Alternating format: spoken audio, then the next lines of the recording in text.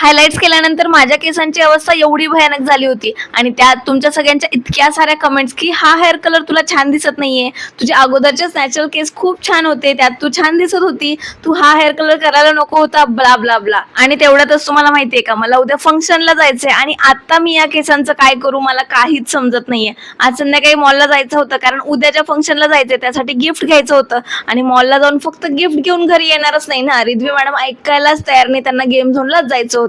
मग काय मस्तपैकी गेम झोनला गेलो, खूप जास्त मज्जा केली रिद्वीने. त्यानंतर घरी आलो. दुसऱ्या दिवशी ना सकाळी पहिले गिफ्ट रॅप करायला घेतलं, व्यवस्थित सगळं रेडी करून ठेवलं, म्हटलं ऐनवेळी धावपळ नको. आणि त्यानंतर हेअर वॉश केला होता प्रॉपर. म्हटलं चला काहीतरी केसांमध्ये बदल जाणवतोय का, पण त्याचा असा काही इफेक्ट जाणवला नाही. माझे केस खूप ड्राय आणि फ्रीझी झाले होते. म्हटलं आता काही ऑप्शन नाहीये, आता पुन्हा एकदा सॅलॉन मध्ये जावंच लागेल. मग काय रिद्वी मॅडमला घेतलं आणि निघालो आम्ही सॅलॉन कडे. तुम्ही कमेंट्स मध्ये खूप सारे सजेशन दिले होते की रेड कलर ट्राय कर, डार्क ब्राऊन ट्राय कर, पण आता खरं सांगू का, मी माझ्या खूप हेल्दी हेअर्सची वाट लावून घेतलीये. खूप खराब हेअर झाले.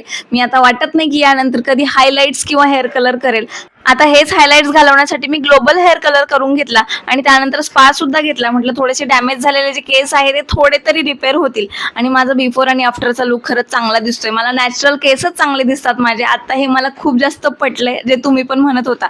आणि माझे होते तसे केस बघून ना खरंच मी खूप खुश आहे. आणि त्यानंतर घरी आले, सगळी कामं आवरली, पॅकिंग केली, कारण उद्या सकाळी खूप लवकर आम्हाला फंक्शनसाठी निघायचंय. फॉलो केलं नसेल तर जरूर फॉलो करा.